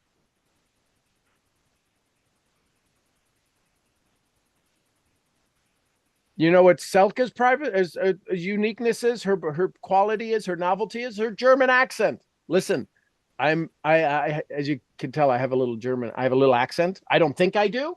People tell me I do. But when you think of Germans, what do you typically think of? Discipline, dedication, right to the point. If you're okay with having somebody kind of be blunt with you from time to time, we're going to do okay together. If you're not, you're probably not going to like some of our tougher conversations because I'm going to be blunt and to the point because you don't have time to waste, and neither do I. I want to make sure that you are ready, willing, and able. And if we work together, you're going to get some, shall we say, some shoulder nudges, or other people have referred to them as a kick in the shorts because you have the skills.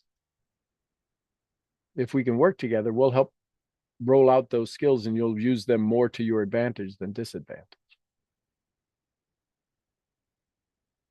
Coming to the ranch. You're coming to a place that, thank goodness, I have grass growing now because I'm watering it and doing all this other stuff. But what makes this place special is the ranch, not me. I happen to be here, but it's the energy here. It's the novelty of coming to my home.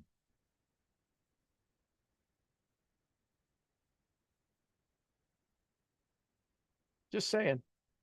That's what makes the ranch itself, the energy here, the trees, the sound, the leaves are just coming out. Oh, the leaves are just coming out. There's this green that's just, Molly, everybody wants to come see. More people are excited to see Molly than me. How the hell is that? Wow, what?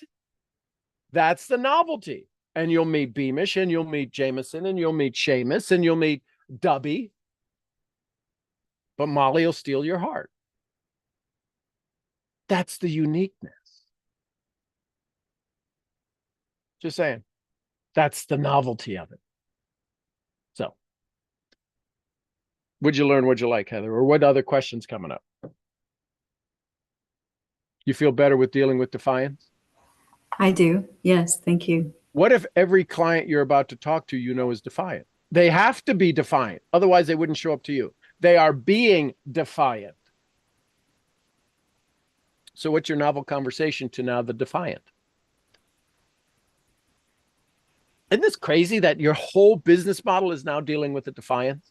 It is. Right? It doesn't matter how many 30 years of this and a rice machine and a rife machine and a green bean machine and right? Whenever they said rice, I thought it was rice, really rice, instead of whatever it is. Or rife. Is it rife or rice? Or is there two different? Rife. Oh, rife. And I thought they were saying rice machine. I'm like, you got a steamer? What the hell is that going to do?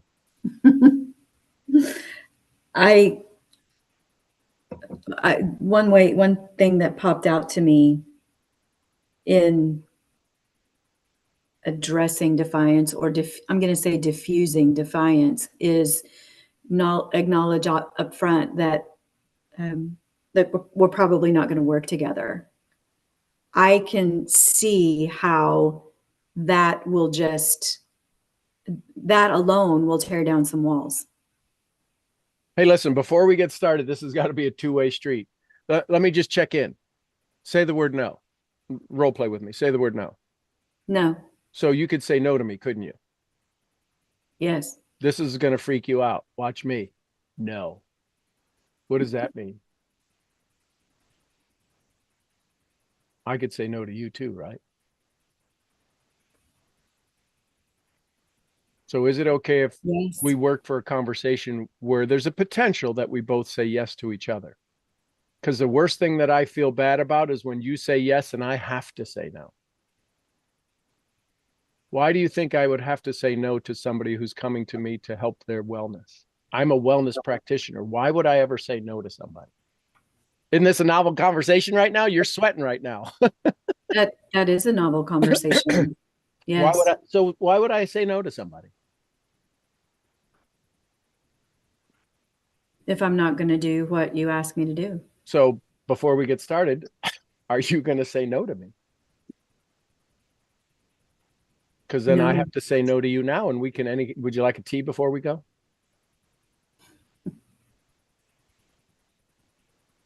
Does that not just exude, holy crap, this is like nothing I've ever been to before? That's the only thing you can do, is to get somebody to go, I've never been here before, so there's got to be something new here. And if you are using the same language and the same stories and the same things and you're competing against them, nobody can compete against any of you.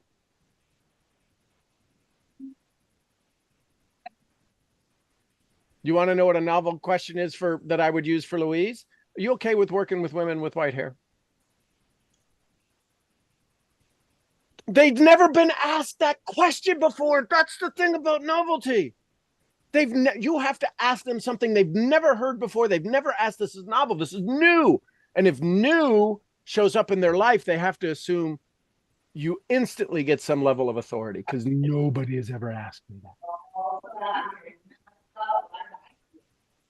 Does that make sense? Makes so much sense. Hey, listen, I know this is going to sound, you could say, hey, listen, I wear glasses. Are you okay with working with people with glasses? Have you ever asked anybody that question? No. No, but if you asked them, what does your brain have to do? Search a billion responses and go, I've never been. Yeah, I don't really have a problem with people who work with glasses. We've now controlled their conversation. We've brought them to the present. The only reason people don't say yes to you is because they are not in the present. Every one of you has a product that is to serve them. Yes, every one of you has a potential for people to increase their income. Whether they could work longer, they can have a side gig, they can do something. It'll increase their income, things that come into their life, better health, better wealth, better body, better mind, better society, better faith. You have an income model. That's what everybody is showing up to you for. The reason they say no is because they're in the past going, that has never worked for me before. And if they say it's never worked for me before, it's because they think it's one of those things. Whatever the thing is in their mind, they think they're coming to. The way you break that, shift that, is to break the pattern, and that's called novelty. You want to exude confidence. Every one of you has 1,000% confidence when you break the novelty and you show up as you, not as somebody else. The reason you're not novel is because you're showing up like everybody else.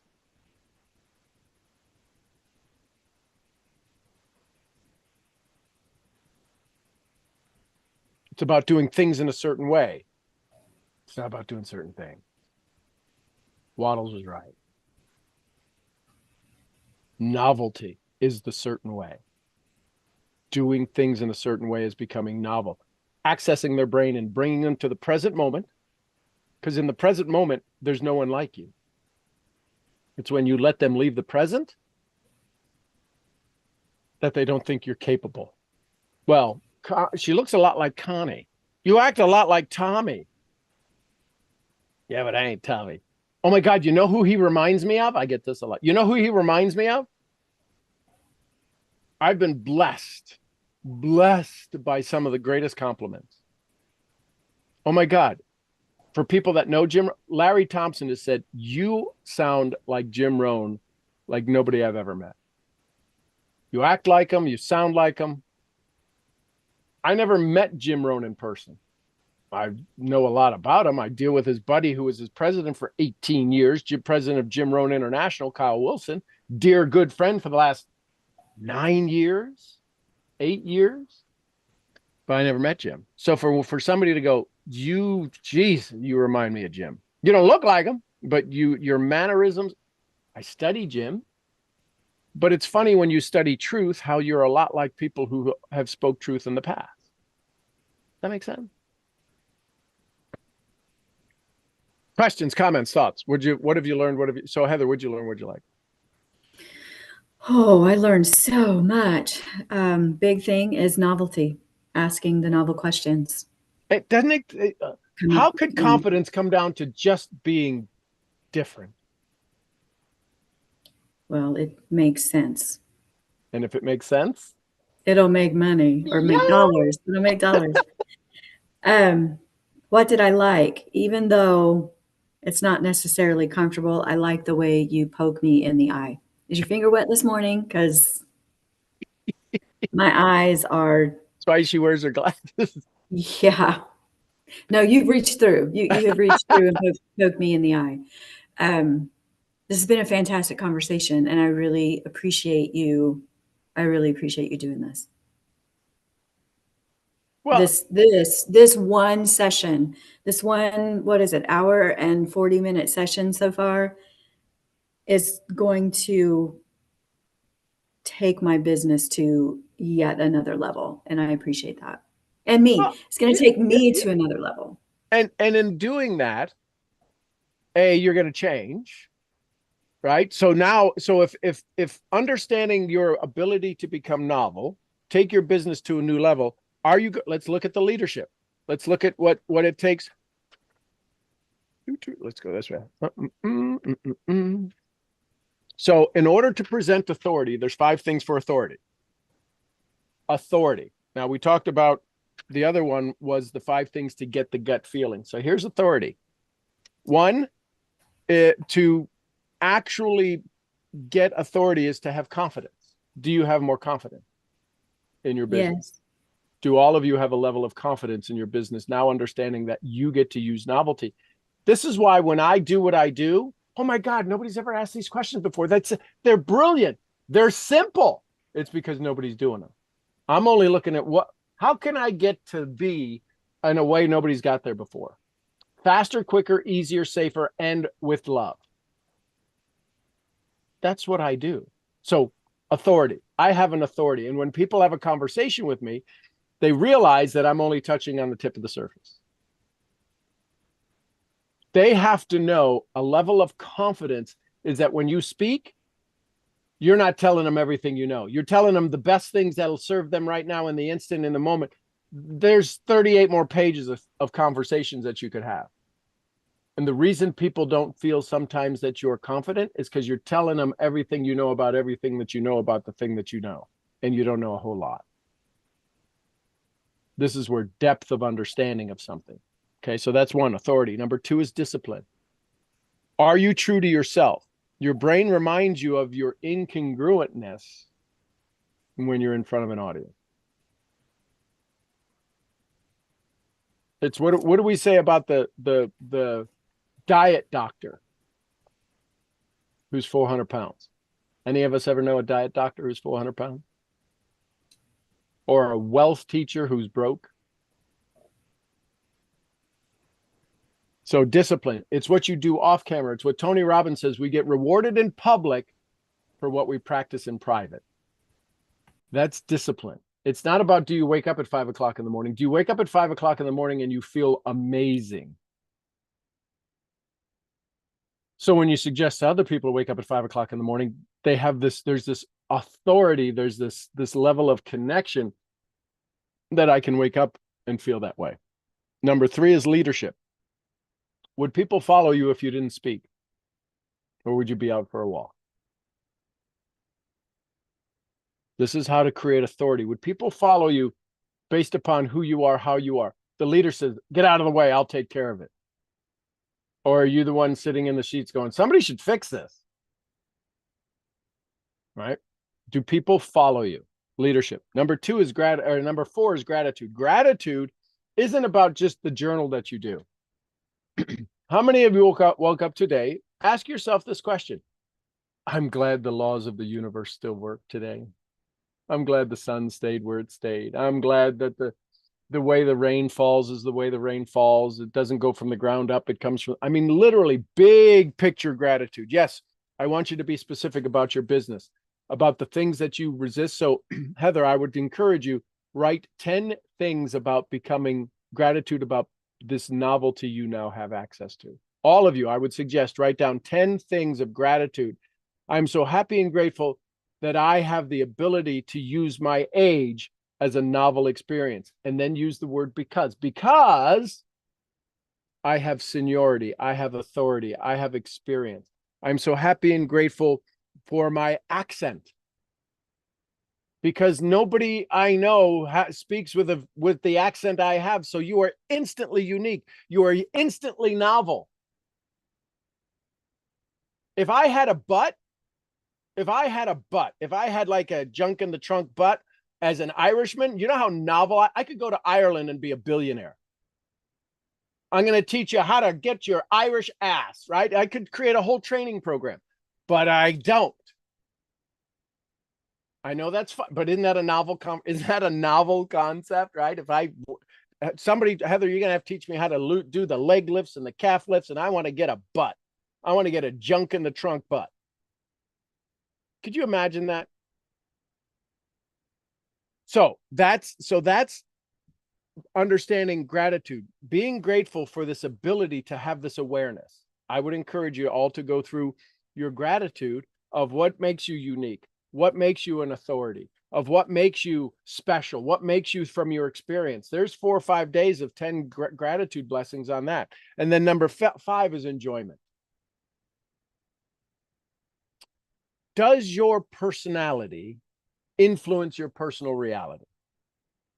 If I were to ask a handful of people that know you fairly well, hey, listen, I'm going to go talk to Heather.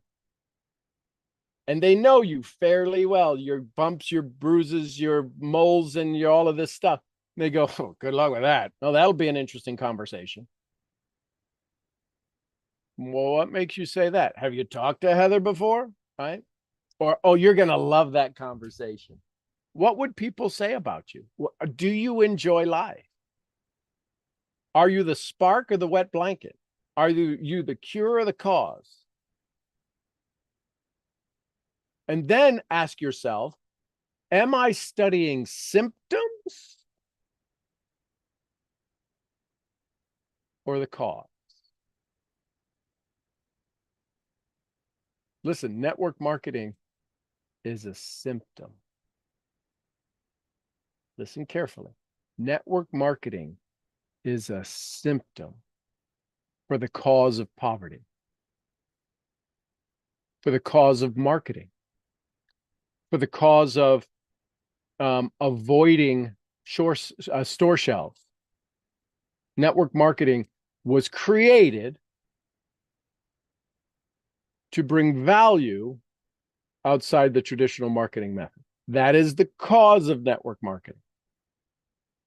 The symptom is becoming rich. The symptom is becoming well. The symptom is community. The symptom is recognition. And yet all they teach are the symptoms and not the cause. Because if you understand the cause, you can go to any network marketing company and become successful.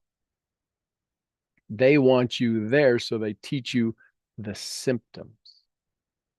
And they don't know this. They're not even fully aware of this. And very few people understand that the 13 things that make you a successful salesman are the symptoms of being a successful salesman. Think and Grow Rich. Wallace D. Wattles' Science of Getting Rich. How to Win Friends, Influence People. All deal with the cause, not the symptom. Change the way you look at things, and the things you look at change. So, authority is confidence, discipline, off camera. When you're on camera, are you doing something? Not right. Are you doing things off camera the same way you do them on camera? Number 3, leadership. Would people follow you based upon who you are and based upon the way they see you? 4, gratitude, larger picture. And then 5, enjoyment. These are what produces the gut feeling. If they're producing the gut feelings in us, they transmit to the other people that you're who you say you are. I used to have this big challenge with spelling. Let me say that a different way. I still have a big challenge with spelling. I used to be upset that people would think I was stupid because I couldn't spell. And people would think I was stupid because I couldn't spell. Until I said, hey, listen, I can't spell, but you're not hiring me to proofread your papers. Oh, yeah, okay. Because people are always looking for an excuse. There was people that wouldn't work with me because, like, your website has, hey, who do you think did my website? I did. Then you should, that's a professional. I get it. I get it. So I would have that fixed. I was looking, how do I take away the excuses? But the reason I had to take away the excuses is because I wasn't novel. Does that make sense? When I became novel, when I became Sean Murphy, the mental profits coach, when I became Sean Murphy, the accountability coach, when I became Sean Murphy, the brain talk coach, the neuroencoding coach, the addiction to approval coach. How many addiction to approval coaches do you know? Isn't that novel? Yeah. So I went and got the certifications, and I kind of understand the stuff. Kind of understand it pretty well. But I needed to find out what makes me novel. Moving to the ranch, novel as hell. Nobody's got a ranch. Come on out to my ranch. You can go to a lot of people's homes. Listen, when you get to my house, blink and you've walked through it. It is the tiniest of tiny homes right now because that's what we needed. So, last thoughts, comments, questions, takeaways. What'd you learn? What'd you like? I'd love to hear from as many people as possible. What'd you learn? What'd you like? Good morning, Sean. Good morning, Selka. Big hug. Thank you. Lola sends. Hello, Lola. Wow, novelty. How can I find the novelty in my German lessons? I have this woman that just, well, she hasn't signed up yet, but she seems to be struggling whether she wants all of my services or not. So how can I show her? I mean, I teach much differently than others do, but she doesn't seem to get that. And I even let her try out 2 classes. So to see which one would fit, well, that was a big mistake because she said, well, she fits right in between them, knowing very well that I don't have a class in between. So then what you would ask her is, hey, listen, do you want the less version of you or the more version of you? Because you're hanging out in the middle, and I don't do middle ground. Okay, the more version or the So less. do you want the better German or the lesser German? They're both going to be brilliant classes, but do you want to do German at a lower level or a higher level? Because you're stuck in the middle. And here's what you say. A lot of my students are stuck in the middle till they make a choice. I'm okay with either choice. Let's begin at the beginner version, or would you like to step into the more advanced? I see you as the more advanced, but you have to make the decision because there is no middle ground. In the middle ground, you're not going to be in the place where you want to get to. I just want you at the end of our working together, if we do, that you say, I'm glad I did. So we have 2 choices, the beginner or the advanced. Which would you like? I think you're good for the advanced, but you're also good for the beginner. Where do you want to start? And you just simply ask that. Where would you like to start? And if the answer is no, Outstanding. Auf Wiedersehen. That's how we say goodbye. And danke. Danke. Auf Wiedersehen. That's how we say thank you and goodbye in German. Very good. I think you would fit really well in my beginner class, Sean. 1, 3, 4. Well, you just missed twice, so yes. Oh, thrice. Now is Well, a good time. So again, because we pick all of this up, I used to love Hogan's Heroes, and I'd listen to Schultz. Right? So it was just how we pick up things. My point is your novelty is, hey, listen, you can tell from my accent, I probably know German. I don't know how many of your teachers that you've looked at have as thick an accent as I do. I don't think it's thick, but a lot of people I don't say, even hear it, but I can make it sick. I mean, Right. I am able to do that. so my point is that how many people are teaching German? There's a lot of people who can teach Spanish that don't have the Spanish accent. Do you know what I mean? Right? Yes. Right. Then there's teachers that don't even speak English and they teach Spanish. See, Right. So your point is, hey, listen, a couple of things to look at.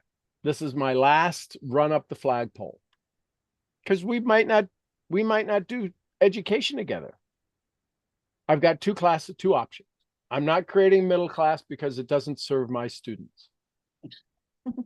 I got a beginners and I have an advanced. no, I have beginner 1, beginner 2. It's between beginner 1, beginner 2. It's like she's missing like some grammar rules that she Okay. would need. So I got beginner It's one, actually not that big of a jump as you may think. Okay, so I got beginner 1, beginner 2. That's the only two options I have. If you're looking for a beginner 1 + 3 - 2, I ain't got that.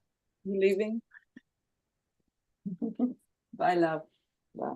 Sorry, Sean. We love you. Bye. Drive safe. Have a fun trip. Thank you. You're welcome. Oh no, Mickey, you need to stay here. Okay, sorry. That's okay. This is my best friend Linda that you just Aw. said hi to. I'm at her house watching her dog while she's traveling to New York with her boyfriend. So this is Mickey that is barking now because she's leaving. And my daughter is in New Orleans, so we also have Lola Beans. Aw. So them two can nicely play together. So now you know what the interruption The was. rest of the story. Yeah. So all I'm saying is that your uniqueness is, listen, I don't know how many people you're going to my German accent may or may not be unique. You can have that conversation. You get kind of, even though we do group conversations, we don't have 50 students in a class. It's still kind of one-on-one. Yeah. So it's a learn faster. Now, one of the things that you'll get from me, I don't know if this is true or not, is you're going to get a level of success work to make sure you're putting into practice. Now, you cannot practice, you can choose not to practice, but the level of success work that I send you with after each class might be a little bit to get you up to speed a lot faster. Where you're currently at, you'd be easy in level 1, beginners 1. You'd probably have a little extra work you need to do in level 2. The question is do you want easy or do you want to learn German? Well, and this particular lady has told me that she's been learning German for 18 years and she has not managed to become fluent, and her partner is German. She has a lot of German friends and she goes to Germany. So my novel question to her is, after 18 years, are you satisfied with your results? And if the answer is no, then we should get started, because when you work with me, you will become now you can choose not to do it, but if you work with me, my 30-year, how long have you been teaching German?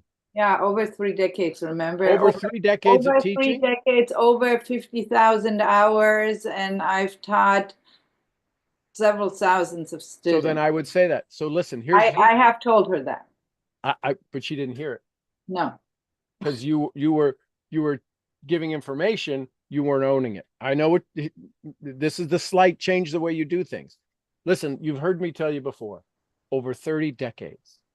No, 3, not 30. Over 3 decades. Yeah, I'm 900 years old. Over 3 decades. Over 3 decades. Over 50,000 hours. Do either of those give me some qualifications? Do you think I'm pretty good at what I do?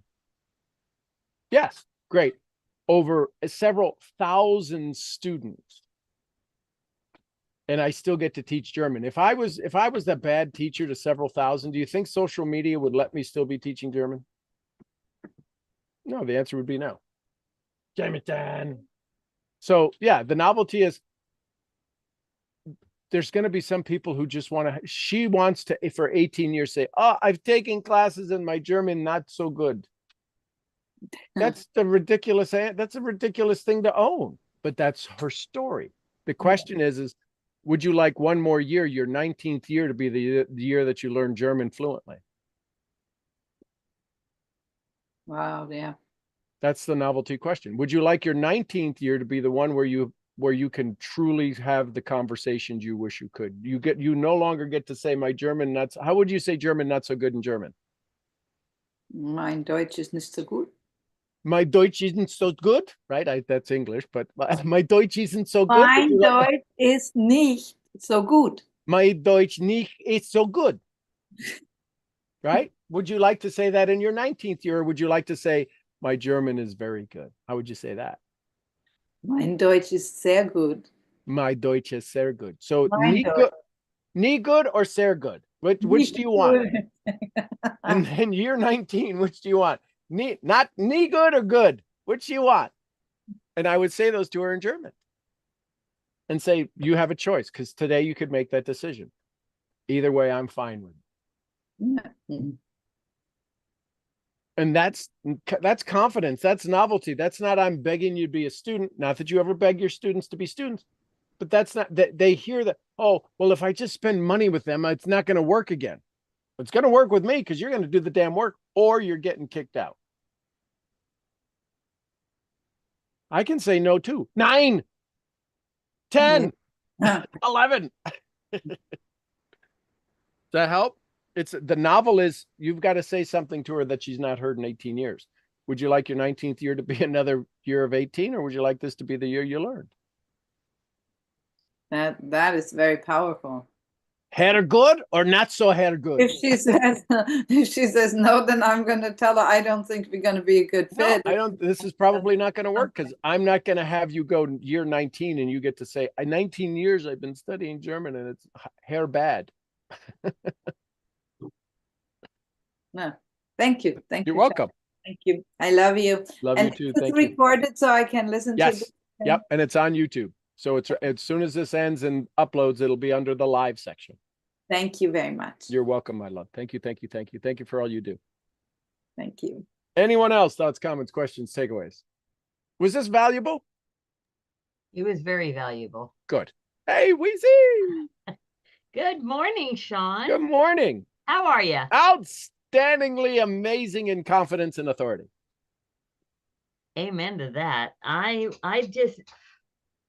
became very aware during this session. And by the way, I want to introduce to you my friend Susan Cottle. I saw that. Hey, Susan, great to have you here. And because I brag on you. Anyway, You do brag on Susan.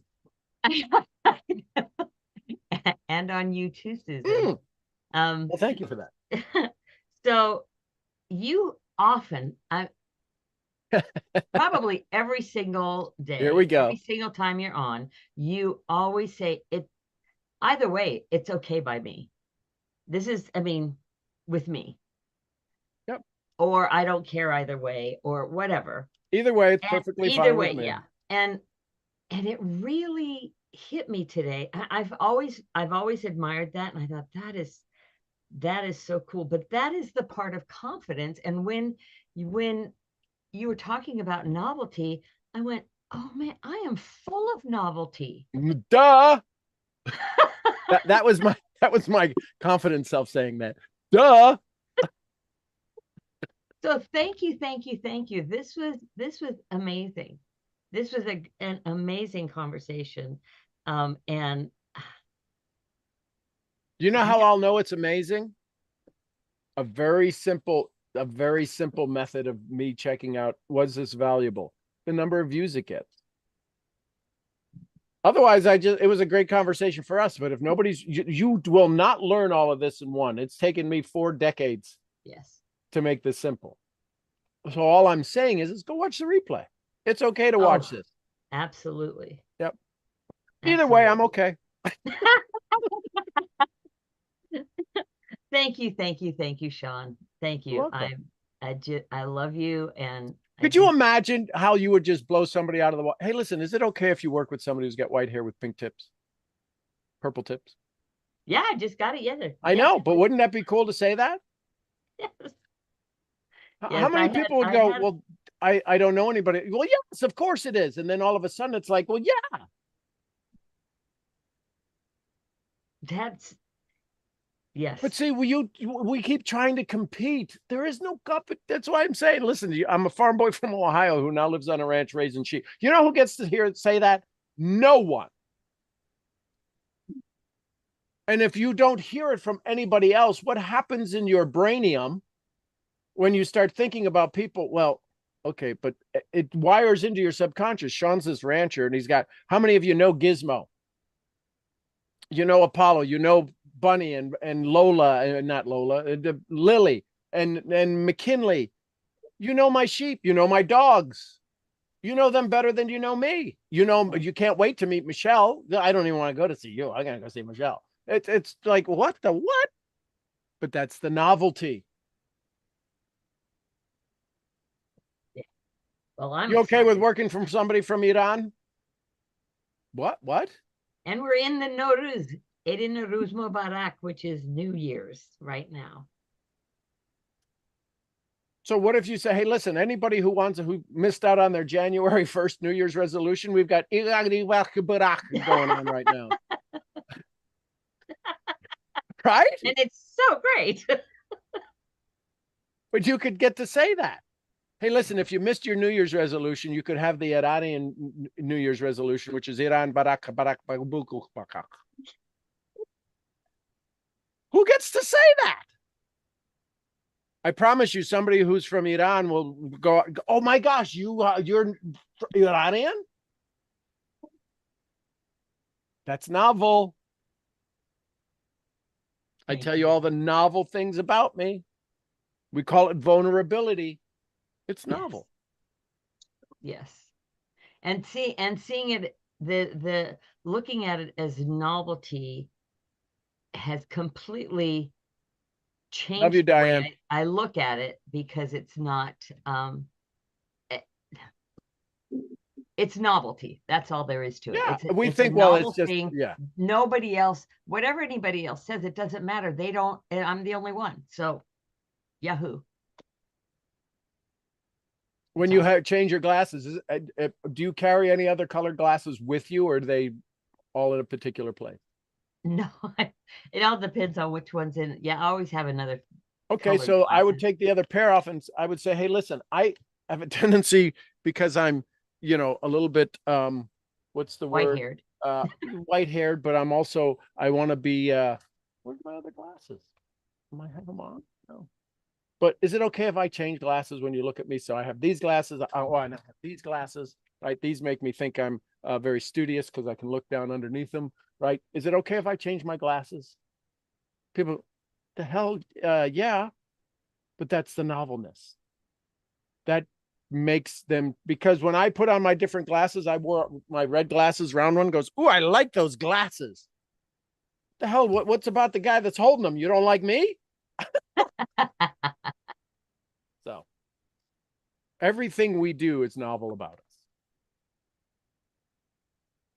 And it's wonderful to be in this community, to be in a community of novelty and start seeing the novelty in others.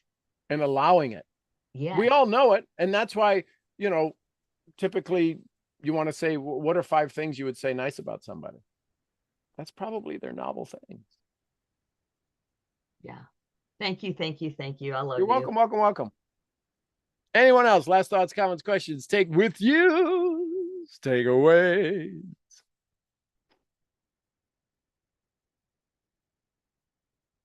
Okay. I love you tons. Thank you for allowing me to share this time with you. I'm so glad we had this time together. Who sang that? Was that Carol Burnett? No, I think it was Carol Burnett. I don't forget who it was. Some of you aren't old enough. Good night, Mrs. Calabash, wherever you are. I'm barely old enough. I don't think I ever heard it, but I just watched it on the replays, right? Jimmy Durante would say goodbye. I'm your head brain training novelty finding misfit. I'll see y'all where? The next event. At the next event. Next of novel event. Somebody give me some Costa Rica. Pura vida. Pura vida. Question. Any of you ever talk about how we end the call to somebody going, when we end the call, we say goodbye to some people who have passed, who have been on the call. Isn't that novel? Isn't that novel? That's why we do. I love to be, I pay honor and respect, right? Because there's 2 times we die, the day we're buried and the last time our name is mentioned. So these people, I want their name to be continued. But that's novel, isn't it? These are little things that you see. Oh, no wonder he's got us like wrapped. So there you go. Somebody give me some Costa Ricas. I think we just said it, but give me some Costa Rica. Pura vida. Vida, we love you, Mark. And some Lydia. Peace be with us. Be with us. And the queen of novel, helping you see things in a new way. Jessie Lee Ward. Bosley. We love you, girl. And the novel of white fluffy fluffies. Gurgly, gurgly, gurgly. Gurgly. All right, everybody. We love you tons. See you Monday. Till then. Thank you, Sean. Bye for now. Thank you, Sean. Love Peace, you all. Have a family.